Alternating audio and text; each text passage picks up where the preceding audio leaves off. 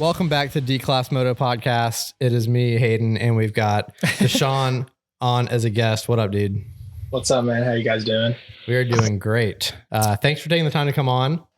I think we've kind of talked about this for a little bit, so glad we were able to get you scheduled on the podcast, and we're excited to get to know more about you and kind of your whole riding journey and all that. I know it's kind of a cool story. So, right, yeah, definitely.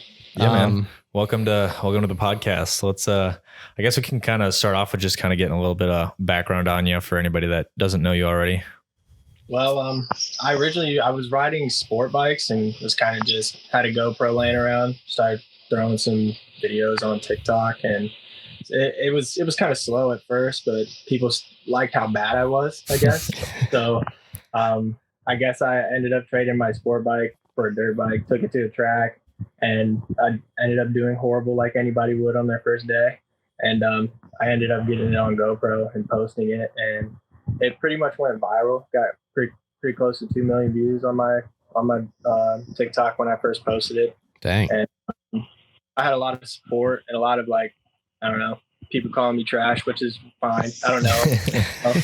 Whatever. The internet. Yeah. But from there, people like me. They see that I guess I'm progressing pretty quick. But then again, when you don't know anything about the sport, you kind of get the basics pretty fast. But from looking from the outside in, it kind of looks like I'm going insane, getting good pretty fast. But yeah, I mean, that's what I picked up when I was just kind of scrolling through your feed and stuff like that, and just kind of get an understanding of, what you do and stuff like that. And is the video that you posted as like the second time at a track, like genuine? Okay. Yeah, genuinely second time at a track. I didn't know how. So then going from that video to like some of your newer videos, like I was watching you, dude, how long have you been riding on dirt now? August 19th was my first time even on a dirt bike of last year. So, holy cow, dude. Barely a little bit over a year. Yeah, just barely a year. And I got to give you some mad props. You're looking really fast out there, dude. Yeah, I mean, your corner speed is insanely fast compared to what it was, half a year ago even too. So right. I think that's really cool, dude. We've been riding for, I kind of rode in middle school for a second there, but legit riding, we've been riding for, I guess it's close to 2 years now. We're still very new to it. And dude, just from watching your videos, you're way faster than I am. Probably faster. You can throw some whips faster than you can. Oh, so I know that, but it just kind of comes from the people that I surrounded myself with. I found some cool people. I didn't know anything about motocross, so I kind of just went and showed up and talked to whoever was there, and everybody kind of took me in. That's awesome. That's sick. Shout out to the Moto community for that. I mean, for real. How many times do we get to see how, people really interact at tracks and just kind of take people under the wing? I mean, the first time we went racing, we literally had, our own personal coach, Brody. I mean, that was kind of wild, but another great experience with you. So that's really awesome to hear. So what made you decide to get a dirt bike in the first place? I know you said you were on street bikes, and then that's a pretty big jump or different direction, I guess, from street bikes to dirt bikes. Well, right now I'm 19. So I don't know. I was kind of pushing 18 when I had a sport bike, and dude, you can't go slow on those things. So it was getting sketchy. Every time you ride it, they're pretty sketchy. People pulling out in front of you, just animals, stuff like that. So I was I might as well choose being sketchy by myself, going off triples and shit, instead of having an old lady pull out in front of me, So I kind of want to choose my own fate, I guess. Yeah, I can definitely speak about the street bike side of things. I bought a 2017 Yamaha FZ09 a couple months ago, and I've been riding around. I mean, I rode motorcycles, on the street a lot more than I have on the dirt. I rode pretty much. I got my cycle endorsement before I got my driver's license. That's just so that was really cool. I mean, I rode my first bike that I ever rode was a 1100cc V twin cruiser bike, which it doesn't have anywhere near the speed that my Yamaha FZ09 has, but the torque on it was pretty gnarly. But anyway, learning how to ride on a bike like that weighed 500 pounds taught you a lot about balancing and stuff like that. But Yeah, I totally can understand where you're coming from in terms of like how sketchy it is on the street. Like you have to respect the street a lot more than the dirt. Cause I mean, I mean, I've gotten hurt more on the dirt than I have on the street, but like, we're talking about like, you know, broken bones and stuff like that instead of like actually like dying on the street. Cause like all it takes is one person to fall in front of you. The street, then it's more than likely more than exactly a tip over in a corner. Exactly. So not only like tip overs in the corner, like I've been in the hospital twice since riding dirt bikes, and you know, it's not like any of those injuries like ruined my life. Wait, twice. Was it only once? Yeah, it was once and they found nothing wrong with you. He likes to talk like he's like, oh yeah, I go to the hospital all the time. I probably should have went after my ankle, but probably just to like get it checked out. But anyway, I mean, going to the hospital is one thing, but like, you know, going to the hospital in an ambulance is another thing. Right. So yeah, I mean, they're both like dangerous in different sports, but I definitely would say the dirt is a lot safer to be on. Yeah. Well, kind of like what you said, like the dirt, it's like you're in control of potential accidents. Mm-hmm. Exactly. Yeah. Mm-hmm. Like, I mean, yeah, sure. Someone could land on you on the dirt, but like there's not like cars flying around with you on the track. Yeah. Karen's not pulling out in her Honda. Yeah, there's everything on the road, dude. There's people pissed, like people just got a divorce, drunk drivers. You never know. So true. Yeah. So true, man. So where do you live? What state? I live in Ohio right now. Okay, cool. Yeah. We're down in Tennessee, so I guess that's not too far. About 6-7 hours. Yeah.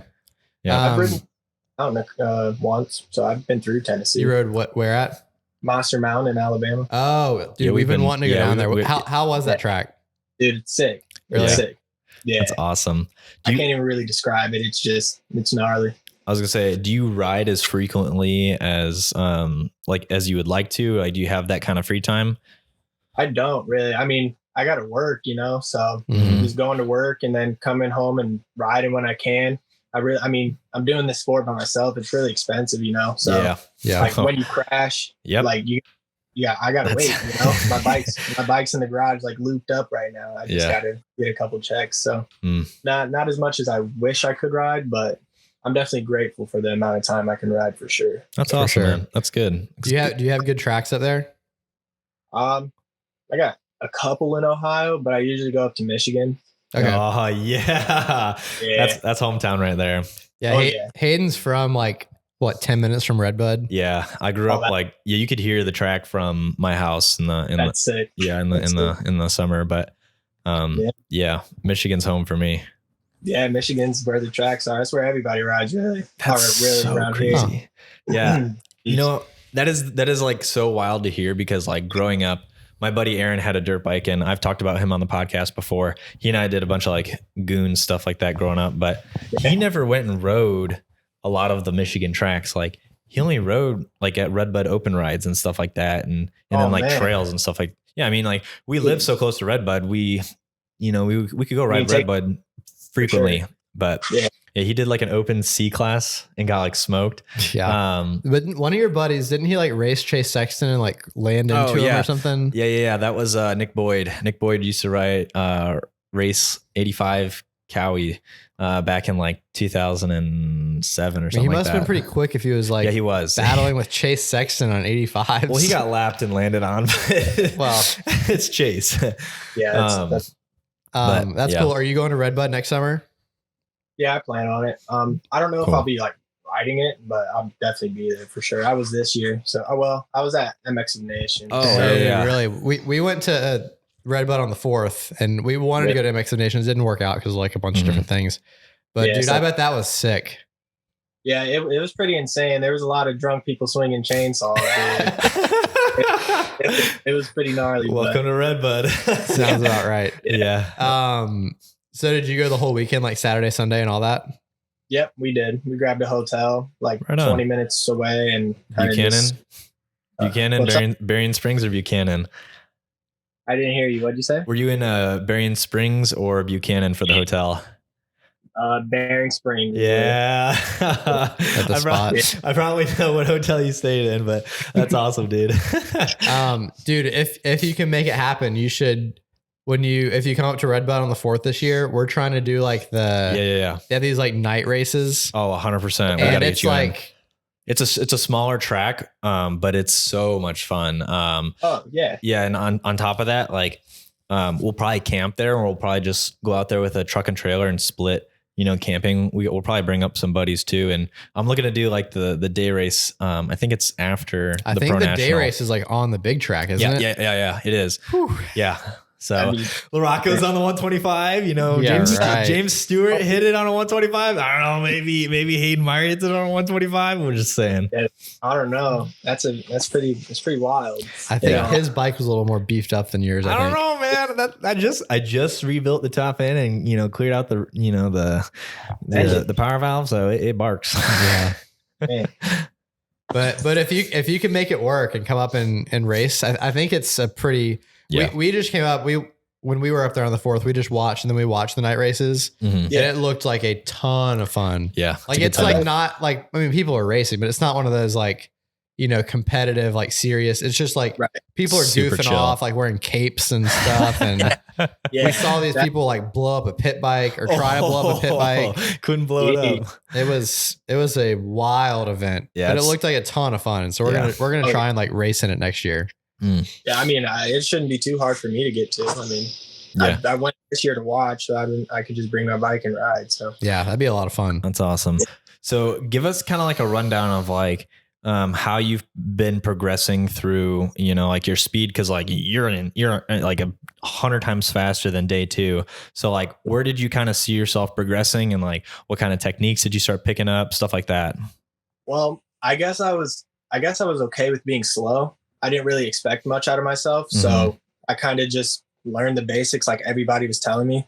Like I said, I was riding street bikes, so I had no moto sense at all. I had no clue. So I just kind of did what people told me. And at some point, people can only tell you so much. You kind of know what you're supposed to do. So I kind of just put my head down and kind of just went to practice. And I just didn't focus on being fast. I'm not trying to keep up with anybody while I'm there. Yeah. And I'm just practicing, and I'm really bad at racing though, dude. Like, I'm so bad at racing, but I'll look good at practice for sure. Yeah. But there's still little things that I need to work on. I definitely don't have it like, I don't know what to say. I definitely don't have it like mastered. I definitely have a lot of things to work on. I fall a lot, dab my foot, stuff like that, elbows, just little basic things I need to do. Yeah. Like I've only been riding for a year, so yeah. But that's the same stuff we're working through. So are you focusing a lot on like technique and stuff while you're at practice and all that? Not really technique, just kind of being comfortable on a dirt bike, on the dirt. Like I know how to use a clutch and put my foot out and all that stuff. I mean, keep your head high. I get all that stuff. It's just the fact that I'm trying to ride smooth and consistent, and I'm not really thinking about I'm thinking about like my attack position. Yeah. But I'm also thinking that I need to come into this corner and rail it, but I'm not thinking like, if I don't, then my practice is over. It doesn't matter to me really. I don't get in my own head. Yeah. I just go to practice. I got these 4 hours to ride my dirt bike. I know I'm going to get better. Yeah. Because I'm at the point I am right now. Like I'm not even close to like good. So anytime I get on that dirt bike, I'm going to get better. So I don't really look at, I need to push myself today, because then I'll get hurt, and I'm paying for this stuff by myself. Yeah. So I need to take it slow, take it chill. And that's definitely a big factor. I mean, like on Monday we got to go to work and, pay the bills and stuff like that. Yeah. So, I definitely think that I've in the past have sent it a little bit, at times harder than I should have, but I mean, that's part of learning. Like, now I know like when to be a little bit more reserved and like when to and when not to, open it up. But, See, I'm bad about that. Like, especially like, which I feel like when I was, a little kid, you didn't even think about these things, but now like when I'm eyeing up a jump that I haven't hit before, I'm thinking, all right, well, if I crash, then I won't be able to work tomorrow. I don't know what my boss is going to think about that. He's not going to be happy about it. Yeah. And, I've got to deal with my health insurance, and I've also got to deal with if this bike gets chopped in half when I land. And like once all these things go through my head, I'm like, all right, screw it. I'm not going to hit it today, which I know people are like, wow, what a little weenie, but like, dude, it's legit. The main thing is like the whole, like, I got to go to work tomorrow is like a huge thing that like back when you were a kid, like I've talked about this before in the podcast, like I think to get to the level of like these, you know, crazy fast riders, B-class rider.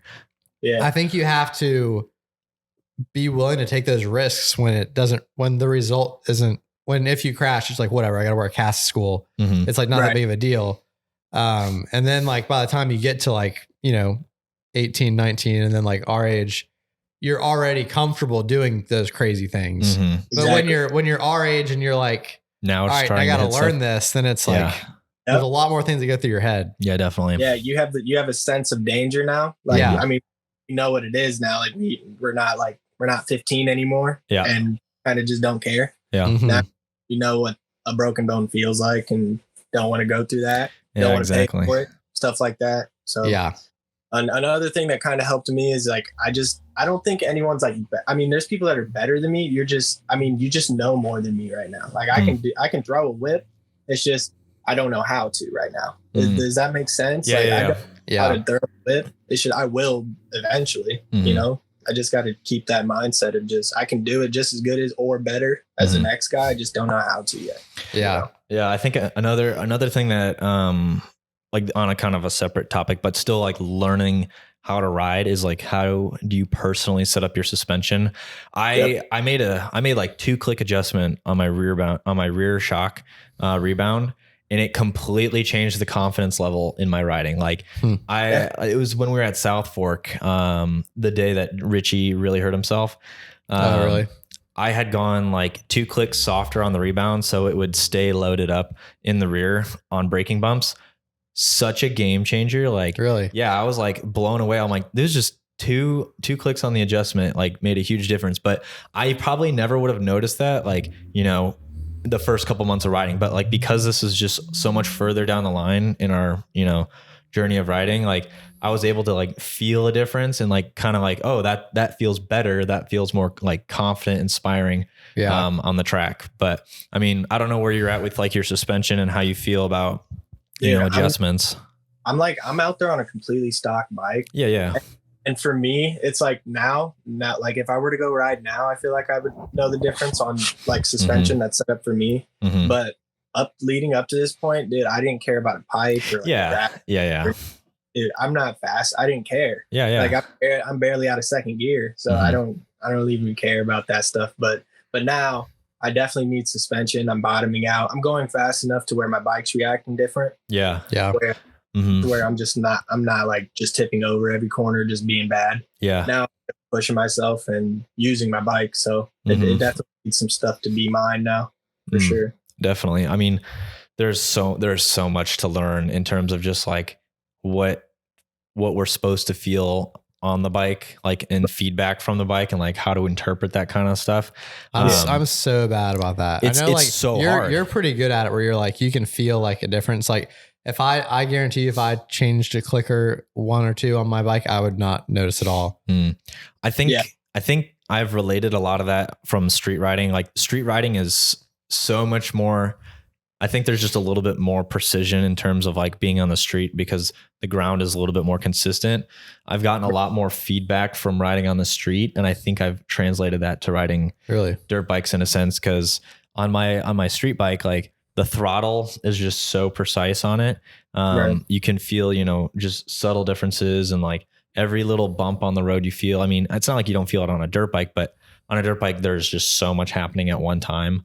You're just kind of flooded with that stuff, but just kind of like, you know, being aware of what your body is feeling and kind of translating that into, you know, suspension adjustments, I think it's just part of like learning and riding. I mean, if you had somebody at the track who knew what they were doing with suspension and said, hey, go out with your suspension set up like this and then come back, I'm going to make adjustments based on like what you think is going on. And then like, or like what I see, you know, like if he sees your bike is, you know, bottoming out or like not bottoming out or needs this or that, and make adjustments, I guarantee you would feel a difference. Yeah, if I got it set up, which that's once I'm debating selling my bike and buying a newer bike, and then actually putting money into like the suspension and stuff. Yeah. And I am really interested to be able to tell like if I'm sure I will notice a difference, but I think there's just certain people like we had Dayton Briggs on, Dayton. Yeah. And he the way he was talking about it, it sounds like he's super hypersensitive to certain things. Yeah, he was saying things that I was like, how do you even notice a difference? How like he takes one of the bolts out of his motor mounts, and he was like, if that bolt is in there, I can tell on the first lap. That's the stinking craziest thing I've ever heard. That's the difference between like an amateur rider and somebody that's like doing some stuff. Yeah, like pro level. Well, but he was even saying that like there's people that are riding at his level that are not good at being able to like communicate, feel stuff like that. And like they're fast riders, they just need someone else watching them and like telling them what to do. Like a mechanic in a way, just you're just kind of just, I don't know, just tunnel visioned and you have like a mechanic adjusting your bike for you from what he sees. Yeah. Or someone that can like be like, hey, look, it looks like it's kicking you in this corner. And like, they may not even really notice it, but it's slowing them down. Yeah. That's definitely the category I'm in. I mean, maybe I'm also not really fast enough to where someone's like, I don't know. Someone's like, hey, you need to do this and this and this. But I feel like when I'm out there, it's like, maybe I'm just like so tunnel vision, like what exactly is going on right in front of me. But I have a hard time like, or maybe my suspension's just already set up perfect. Who knows? I bet that's what it is. Yeah, that's kind of how I feel. I mean, my suspension is definitely not perfect, but I mean, the only thing I'm feeling is like, it's a little stiff. Like it can be soft. I don't know if I could like describe it to anybody else to like really do adjustments, One thing I am going to do next time I'm out at the track is I want to put a zip tie on my front fork. So I can see if I'm actually using the full travel or not. I feel like I am. I got that on my street bike and it's pretty cool. Really? Yeah. It doesn't really help me a whole lot because when you do wheelies and you like land on a wheelie, I'm sure that it compresses it all the way. So it's like kind of pointless, but for stuff like this, it would be helpful. Definitely. Yeah. So tell us about how you kind of built your platforms and stuff like that. I noticed you had, a pretty large following on TikTok. So kind of like, where did that start and where's that going? I don't know. I guess I'm a real down to earth person. I mean, I've replied to most of the comments. I'm not, belittling anybody, I'm just posting on TikTok some stuff that I've caught on my GoPro or if I'm bored. So I don't really think that, I think that kind of helped me grow in a way. People feel like they're close to me, can get in contact with me. I'm not like some random famous person at all just because I have 50,000 followers that like me. That's not the case at all, and I don't make it seem that way. So I think that helped me grow. Geez, that voice. You're fine, dude. You're good. I think that helped me grow, but I don't know. I don't post for like people. I guess if you can take that with a grain of salt, but I don't post for anybody else. I post because I want to. Yeah. So it's it doesn't really matter to me what other people think. So that's such a fresh mindset because so many kids, and I don't mean to like, I'm not calling you out, but I'm like a lot of kids your age are like, trying to chase that, those numbers and like and followers and stuff like that. And they get so wrapped up, they kind of lose the like the actual fun that they can have like riding or doing whatever they're doing, like do what makes you happy and enjoy it to the like fullest. One thing that I love about like, this just isn't like the sole reason why we're posting, but I'm excited for when I'm like 60 years old, I'm going to be able to look back and be like, oh, I was doing all this when I was, in my 20s, like here's all these sick videos. And like, here's, that's why I was like filming like fishing stuff at one point, and now I'm filming dirt bike stuff. And I think it'll be cool when we're, 60 years old and are up on Mars or whatever. Yeah. Looking at our TikToks, like, oh yeah, I remember when I was all young doing that. Oh, that's funny. Yeah. That's another reason why I post. I mean, I can watch myself back like from a month ago, and like, it's kind of crazy to see like me. If I were to watch a video I just posted of me riding, like I would just know that I could do so much better if I were to go ride today. So that's kind of the motivating thing for me, is to keep posting, keep watching myself get better. Yeah, that's cool. Yeah, I'm sure that's super motivating. Yeah, dude. It's cool. Oh, I bet watching your footage, like even that gets me fired up. Honestly, like we don't really get that much footage of us riding. Yeah, not really. Maybe we should do more of that because like we both have GoPros. I know I've progressed over the last year and a half. Mm-hmm. Dude, it helps you get to see. Oh, I'm sure. I have a couple of videos for me, like when me and David went up to I forgot what that track was called. Me and my buddy went up to a track like in the Kentucky? First week I got a dirt bike. Yeah. That little like supercross track. Yeah. Me and my buddy went up there and like we were filming each other because it was like the first time we took the bikes out and like we were feeling so cool with our new gear and all that. Yeah. And dude, I was getting like this much air and I was like, oh, I felt so cool. I can't wait to post this on my story. I'm gonna be, be looking like I'm throwing some fat whips. But now I look at that and I'm like, dang, I am a lot better than I was then. Yeah, I'm still like pretty slow. So I mean, like to be able to like, I'm excited to see what I'm gonna be in like a year or two. And yeah, I mean, even like it's cool that even at like, so like I'm 28. And so I started riding again 2 years ago. And for a lot of people, they'd be like, oh, you're 26. Like that's way too late to get into something from the start. We're training, dude. It's Loretta's. We're training for Loretta's 50. We're gonna make that Loretta's 50 plus group one day. We're coming after it. But yeah, it's been fun to like, cause like I rode a little bit in middle school, but like the idea of like progressing and like technique was like not even like a you didn't thought think about it back then. You just wanted to ride. Yeah, we were just like, well, just hold on to the bike and you know that's about it. That was don't let go was like our technique lesson. But now it's fun to like when you actually like focus on like, all right, my head needs to be in this spot. I need to have my elbows here. And like, even if you're not getting like quicker, you're like feeling safer and you're feeling like way more consistent. Yeah. And confidence. Yeah, you're challenging yourself, you know, like it's like a little game with yourself in a way. Yeah, it really is. And like, even if you're not like racing anyone else, you're like racing yourself from the week before, you know? Yeah, exactly. That's cool. It's a lot of fun. Yeah. I like what you're saying about how, you know, like you don't do it for anybody else. You do it, you know, for yourself. And just like one other thing, like that was kind of our mentality. Like we just wanted to share, you know, the kind of stuff and our experiences like with, you know, other people. And, I thought because we are like D-Class Moto podcast, we're like the people's podcast, you know, like we don't necessarily like speak for, but we can relate to a lot of the guys that are, you know, either D-Class riders that are just like beginners and slow and stuff like that. I mean, we don't care necessarily about being fast, but like, you know, just having fun and kind of outreaching the people in our community. Cause you know, we've gotten to talk to so many cool people just at tracks and just kind of hear their story. And that to me is like fulfilling in itself, being able to like go talk to people and just share the meet moto people community. That also care about like the cool stuff that you care about. Exactly. Yeah. Like, I don't know.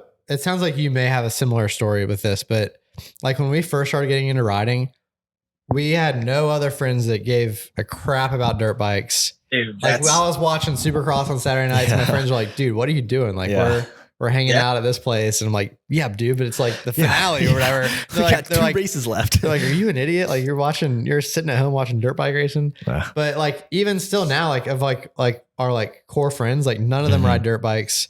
Except for David. Well, David did. Yeah. He doesn't ride dirt bikes anymore. Sorry, buddy.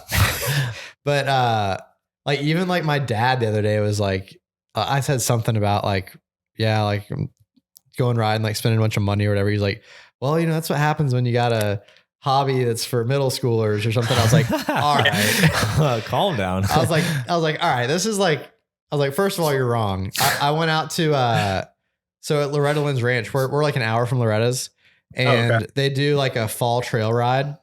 So I was out there this weekend. There were probably 1,000 people out there riding all the trails. And I would say 75% of them were older than me. It was a lot of like 40, 50-year-old guys, which I think they're more into trail riding, but like still like they're just like amped about riding dirt bikes. Yeah. Doesn't matter. Awesome. And it's been cool to meet people like them and like people like you and people that like understand it. Cause I feel like with dirt biking, like you either like, you get it and you're like all in, like this is the sickest thing on the planet. Or you're like, I don't get it at all. And like, you're crazy for thinking this sport is cool. Yeah. Yeah, that's really how it is. There's really not an in between, Mhm. kind of, Yeah. unless you're quad or something. You're like Quads. like Whew. you know, like Yeah. quad Yeah. that's around your farm or something. You just Yeah. kind of I'm into dirt bikes or whatever, but there's no really like in between. You kind of got to understand what it is, what it takes to be in the sport, or even try to do good, or not. You don't think it's a sport at all. Camera screen's off. Oh, hold on a second. Okay. But yeah, I definitely get what you're saying.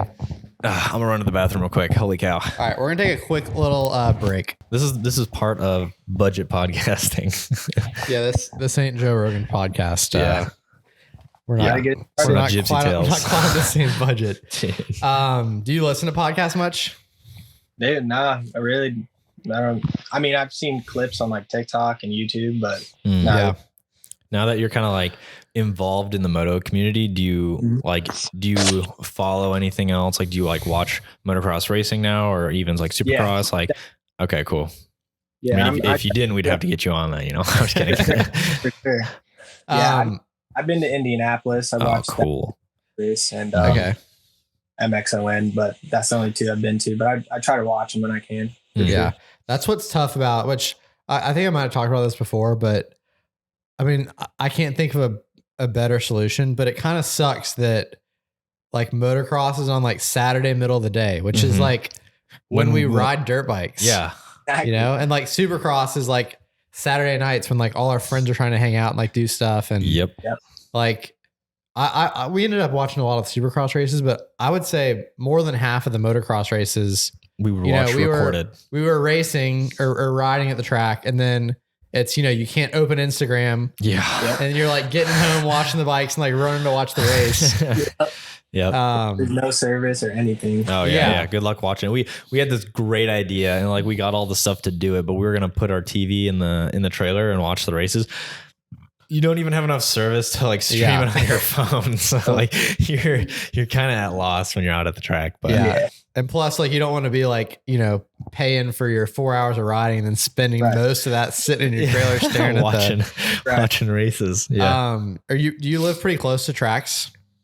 About an hour. My closest track is 30 minutes away. Is it like a nice track? Like you can ride a lot, or okay? Yeah, it's the track I've raced. I've raced it twice. Cool. But that's the track I've raced, so it's pretty close, local. We haven't raced in. It's probably been almost a year since we raced. Yeah, I think so. I think I've raced in 2. You raced in 1. Yeah. We did pretty trash every time, dude. But it was a lot of fun. Yeah, it was. Hayden entered the 125cc open class. There's only one 125cc class, and I almost got a whole shot. Just gonna say that I was like second place. There was a huge pile up in the first corner, and I have a video of it. Hayden just like slipped under right into second place, and then everyone just kind of slowly got back. By the third jump, I had gotten passed by everybody. They tripled over me, dude. I was like, ah! Yeah, full send in it for sure. But there's also like 15-year-old kids down there. Yeah, these kids are so fast these days. Like, so there's this 85 kid. His name's Hayden. He rides at Valentine MX, and he is probably one of the fastest riders out there. And like this covers the 450s and everybody. Dude, those kids in the 85s are nuts. We went to dude. You should try and. How far are you from Tennessee? Probably not too far, right? Probably like 8 hours. Yeah, it's probably it'd be worth it for this. You should come down for Loretta's next year. Yeah, just to watch. Yeah, dude, it is for sure. It is so much fun. It's about an hour. So we're in Nashville. It's about an hour from here. And even if you could just come down for like Friday, Saturday, I think Saturday is like the champion. Friday and Saturday is when they do like the championships. It's like, you know, race 3 for everyone. But dude, watching these so we went last year for the first time, and we walk up to this jump, and it's like a ski jump, and then there's like a little roller like way past it. Yeah. And me and Hayden walk up to it, and like I think there's like 65s out there, and you know they're jumping and they're still hauling, you know. Yeah. And we're like, oh, I wonder if like the 450 Pro Sport's gonna be landing like out here where this roller is. Next up is the Super Mini class with you know like Hayden Deegan and all them.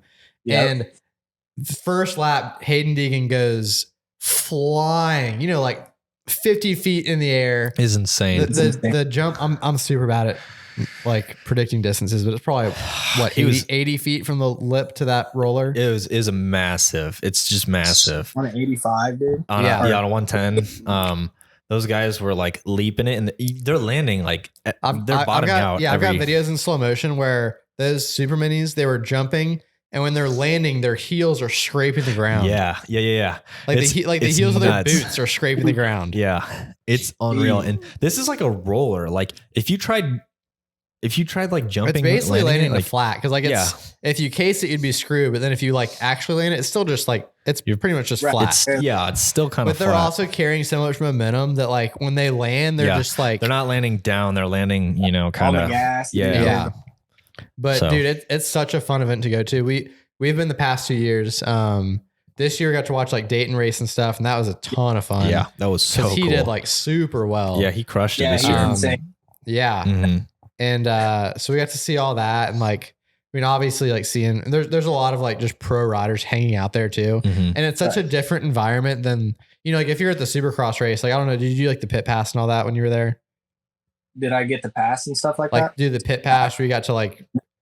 So I would recommend doing that next time you do Supercross or motocross because it's a lot of fun too. But like even with that, like you can like stand in line and like shake a rider's hand, but like. When we were at Loretta's last year, we just like went up to Brian Deegan and talked to him for like 20 minutes. Yeah, and he's really just fun. Like hanging out and like we're just like down to talk. We talked to him and then we talked to Levi Kitchen for like 20 minutes. Mm-hmm. Yeah, he had like just won the pro sport. Like we didn't really know who he was at that point. Yeah, I didn't know. And we just like saw him like chilling over there by himself, and we were like, "Hey, that's the guy that was just on the podium. Like let's go say what up." And we talked to him for like 20 minutes, and he was on our podcast, I guess like a year ago. Yeah, it was like one of the first couple episodes we did. Yeah, he's super chill. He's become one of my favorite riders just because of like the personality that he has is like so much fun. Yeah. But then like we went from that and we talked to Rhino for like 15 minutes, and like there's just like so many people at those Loretta's races that like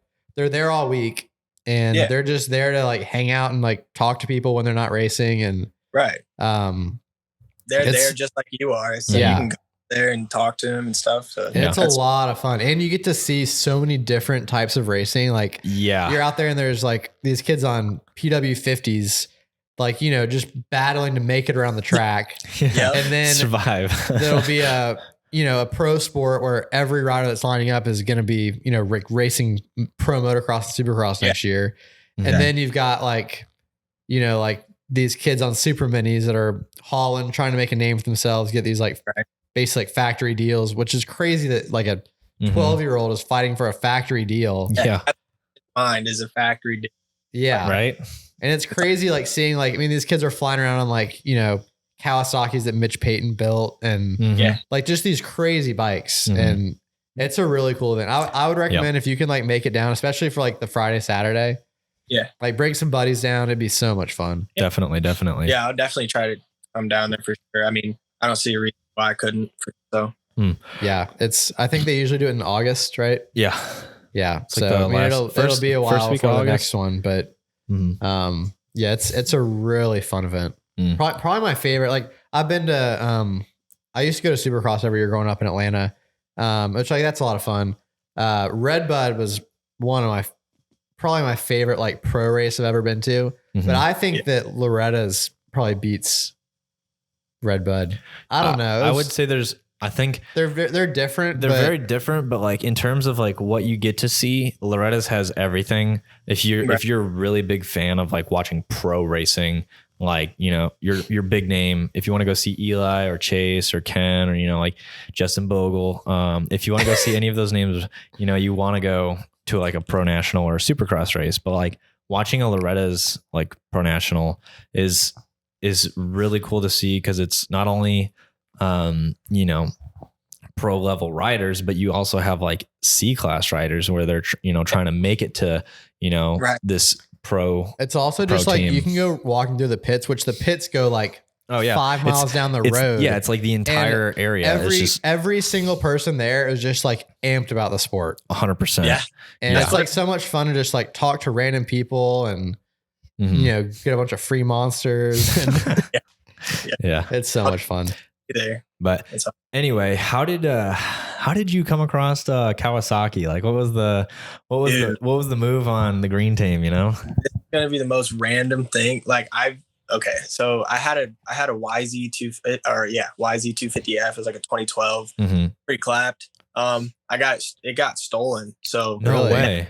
Yeah, dude. So the next day, it was stolen. So the next day I went to Honda East, like my local dealership, and I was looking for a Honda, but they didn't have any. They had like a line of Cowies. So I already took the money out and stuff like that. And kind of just, like I said, I didn't know too much. So I was kind of sent it. It was a dirt bike. It was brand new. So I bought it. So that's awesome. Sweet. I've heard those Cowies turn really well. No, dude. Really? No. Yeah. Well, they're a lot of power, dude. They're torquey for sure. Like when you're coming around the corner, they like to pop out. Like they lean good. They lean good, but the nose is really like light. I guess it'll come out of the rut. I heard Honda's corner like butter. That's what I've heard. Really? Well, I've never ridden a Cowie, but I grew up riding Hondas, which that was a lot.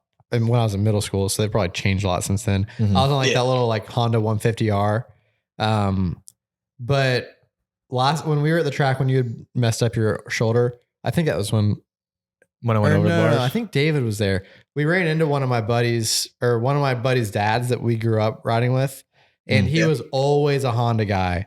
And I hadn't seen him for probably 15 years. The last time we had ridden with him was when I was in middle school. And he was on a Kawasaki. And we were like, man, I can't believe you switched over. He's like, dude, this turns so much better than the Honda. And I was like, really? Which maybe, I mean, he always rode like older Hondas. So, like, I'm sure like I've heard that new bike is sick. But maybe now like any bike is good. Yeah. But with our skill level, like, dude, I could ride a Suzuki. I'm telling you right now, like, buy a Suzuki because they handle. Dude, not only that, but like a Suzuki is just a very neutral bike. Like it doesn't do anything perfect and it doesn't do anything great, but it does a lot of things okay. And that is great for me because like, people are like, this bike handles better or this bike has more power. I'm like, bro, that Suzuki is like stuck in the middle its entire life. It has a Kickstarter, a carburetor still on the new bikes. No, I'm just kidding. I'm on the Suzuki train. The main reason I want to get a new bike is because I am so sick of kickstarting that bike. Especially like I rode woods this weekend, and like when you're on the track, like it's not really that big of a deal. Except I do hate that bike. We redid all the valving on it. It's still like it starts pretty well, but like there's some days where it's like it takes a few kicks, and if it's like 100 degrees out and I'm kicking it a few times, I'm like wiped coming up to the entrance to the track. I'm like, oh my gosh. But where was I going with this? Oh, and on the trails, sometimes kickstarting, like if you're like, on a hill, like I stalled on like a fat hill and it's like you're trying to hold in the front brake while kicking, and it's like all the guys that I was riding with here just like and just like took off. I'm like, oh man, that would be so nice. It's nice. Definitely. But I forgot where I was going. I was going to lead that into something, but I forgot. You wanted a certain bike. Oh yeah, you want a bike because you want an electric start or something? I don't know. Yeah, I was taking it somewhere. I don't know. I forgot. Anyway, my next bike's gonna be a Suzuki. Period. Yeah. 450. My next bike's gonna be a Triumph. 450. We get a Triumph when they come out, dude. How sick! RMZ 450. That's my dream bike right there. I know what I was gonna say. So when I went to the Loretta's deal this weekend. Oh yeah. Yamaha brought all of their brand new bikes. Okay. And they let us do like a half lap on the track. Oh really? Yeah. So we got to hit like a couple of the jumps. It was kind of weirdly set up to where like you're kind of hitting jumps like coming from off the track. And like they obviously they didn't want you to like be able to take a legit lap at Loretta Lynn's. And so it was kind of like a weird lap, but we still got to like ride, and I got to ride the new YZ250F, and for the first time I rode a 450. And have you ever ridden a 450? No. How did that go? Dude, it was terrifying. Bark. That bike, like, so I would say the first quarter throttle was fine. But then once you get it to about half throttle, especially if you like snap it into half throttle, that wheel is like immediately off the ground. Oh, geez. Like, especially like first, second gear on that bike, like even third gear, I think I was like, it was pretty like, it was a lot of power. Sick. And like the gears were so much longer on that bike too. Yeah. Like when I rode the 250, I was, like second, third, fourth gear. And on the 450, I don't know if I even got out of second gear besides like the like big straights. And like that bike, like you could just leave it in second on the whole track. And like it had the torque to like go through the corners in second. But then the power was just so long that you could, sorry, my nose is all stopped up. Oh, man.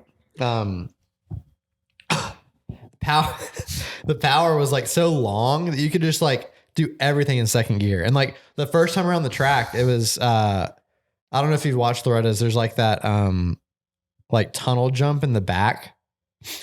Nah, I don't. Well, basically you know what jump I'm talking about.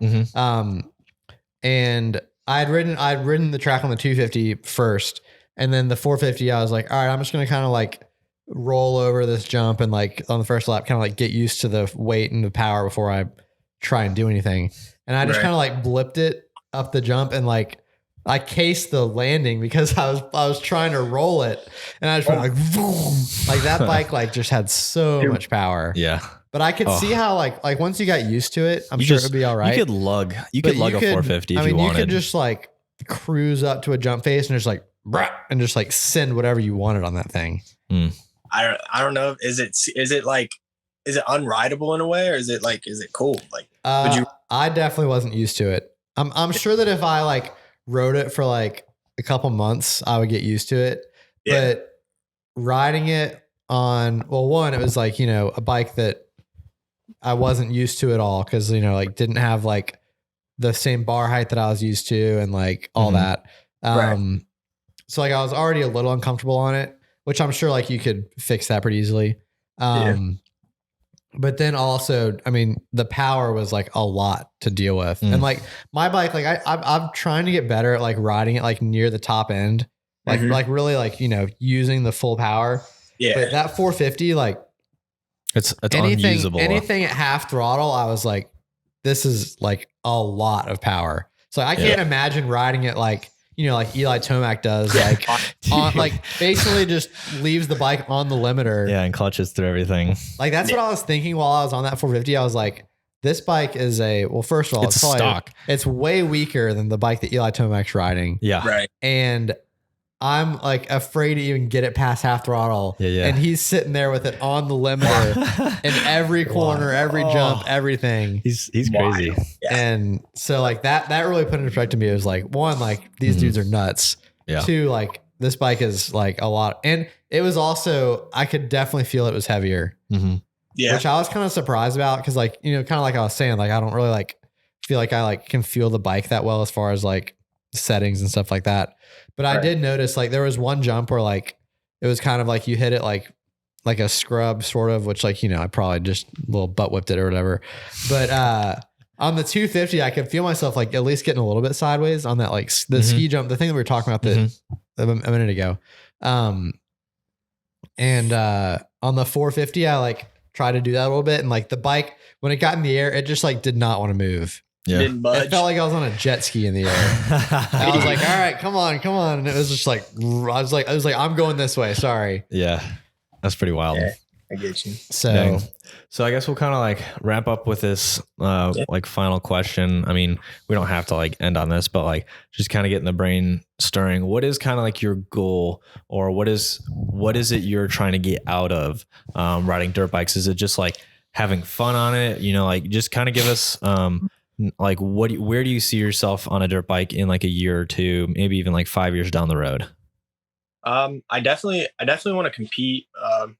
It's definitely more for fun at right now, but I can feel myself getting better, and it's only making me want to compete and try to test myself against other people that have been doing this like me.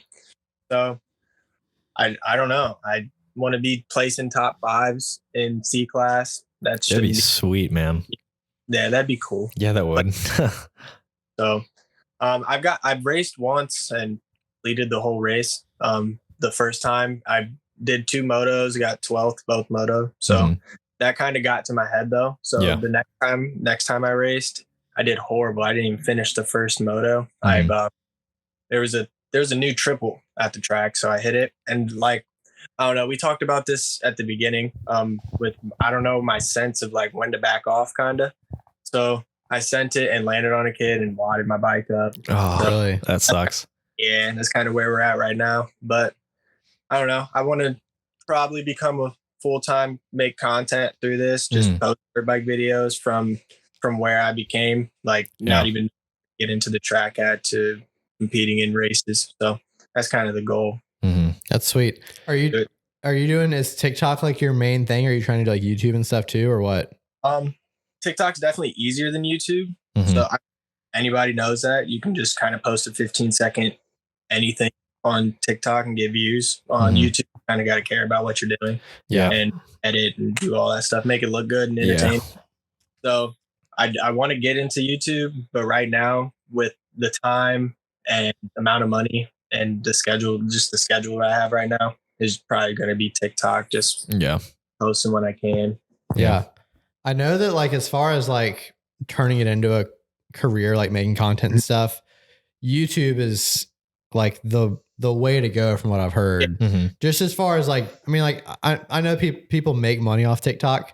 But like, do you have your monetization on TikTok? Yeah. Does it actually like, cause I turned it on for our account, and then I think, actually, I don't even know if I went through the process, because I was talking to Michael. Do you know Huckett Films? Yes. So we had them on the podcast a while ago. But he was talking about how when he turned on his monetization, his view count like just tanked. Like it was like very visible that it tanked. And it does, because like TikTok wants good content, especially now that they're paying for it.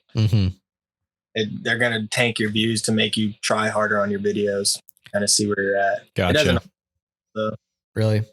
Yeah. I mean, I'm sure like that's like, I'm sure like, you know, like Charlie D'Amelio is making millions off of TikTok monetization. But as far as like, I've heard that people can make like really good money off of YouTube. Which like, obviously it takes more work, but like, I mean, like the Deegans, for example, they're like, they have an editor. I mean, they have full-time people that are like helping, like they're paying full-time employees for their YouTube. So you know, that means they're doing well with it. Exactly. And I've heard other people talk about like the actual money that they're making on YouTube. I mean, even look at like Whistling Diesel. Do you know who he is? Dude. That dude, like obviously he's making fat stacks off YouTube. I mean, look at the car. He may not, I mean, there may not be much in his bank account if he's, you know, he spends a lot. He just spends a lot of money, but I mean, he's making good money off of YouTube. Exactly. And I think that as far as like the platform, like paying their content creators, I think YouTube like is the best at that from what I've heard. For sure. But dude, you should also start a podcast.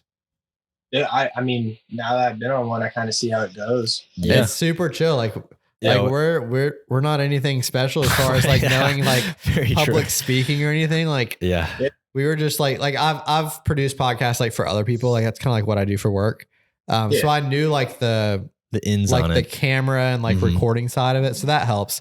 But honestly, it's like, it's easy. You could film it on your iPhone. I mean, honestly, you could just we're just screen recording off of my computer right now. Like like your video, you could do the whole podcast just with that. Like you could make it so that, like you could see us and you like together. Like we're recording it on my nice camera just because we have it, but we could easily just be recording off of this. And then like the recorder we got was like $100. These mics were like $50. It's pretty low cost to get. I mean, it's not like low cost, but if you have like you have a platform of people that like obviously care about you and like want to hear from you. And I mean, you can make some good money off of like that would be another like could be like a career down the road type thing is podcasting and stuff like that. So definitely a good idea. I mean, I could have like my regular channel just riding and then maybe a channel. So who knows? Yeah. So I think my computer just ran out of space from screen. Speaking of the screen recording, my computer just ran out of space from the screen recording we did. Cool. So it might be a good time to wrap anyway. All right. Do you got any final questions for us, or like anything that you wanted to kind of talk about for us, or anything like that? Not really. I mean, it was awesome meeting you guys. Yeah, likewise, man. Questions. I think you're a really respectable, like, young man. I mean, like, I'm still a young man, but like, I know for a 19-year-old, you're very well spoken, and like, you know, you just seem to care. So really appreciate what you're doing to the community, and just keep up the hard work, man. We love seeing the content. Yeah, will do. For sure. Yeah, thanks for coming on. We'll have to let us know if you want to come down to Loretta's. You can chill with us, and then maybe we'll see you at Red Bud or something. Sounds good. Definitely. Thanks for having me. All right, appreciate it. All right, bye. Peace. And of course, my mom's calling right as it's ending. That's awesome. All right, let's wrap up just me and you, since we can't just end it with my mom calling. All right, so yeah, so that was Dasan Byrd. Be sure to check him out on TikTok. I think his TikTok is just at Dasan Byrd, right? Yeah. Check him out there. Check him out on YouTube, because it sounds like he's trying to do YouTube as well. Yeah, give him some follows. Super like genuine. Like you can tell just like one from just how he was like talking on the podcast. Yeah. But also like you can tell on his TikTok content, like he's a genuine dude. He's excited for the sport. Yeah. You know? He's just trying to like better himself. And like, he's also like bettering his followers in the process, because there's so much negativity on social media. And like, I've never seen him post anything negative. So yeah, props to him. Yeah. Props. All right. We're going to wrap it here. Thanks to everyone for tuning in, and we will be back soon. Oh, so on the last podcast, we mentioned that we were going to have a cool special guest. Dasan was super cool. That's not who we were talking about, though. We were supposed to have another guest on the podcast due to recent weather conditions in a certain state. He lives in Tampa, and we were supposed to do the podcast like the day after that hurricane hit. That didn't happen. So he had to evacuate. We had to reschedule. We're working on rescheduling that now. So we'll let y'all know. I don't think we should tell him who it is yet. No way. It's me pretty sick. Yeah. I'm so stoked for it. Yeah. We're going to try and maybe do it in person. Did I tell you about that? Ooh. Yeah. Because he's coming through for the Nashville. That might give away who it is. But nobody will figure that one out. Someone will figure it out. Anyway. All right. Thanks for listening, y'all. You got anything else to say?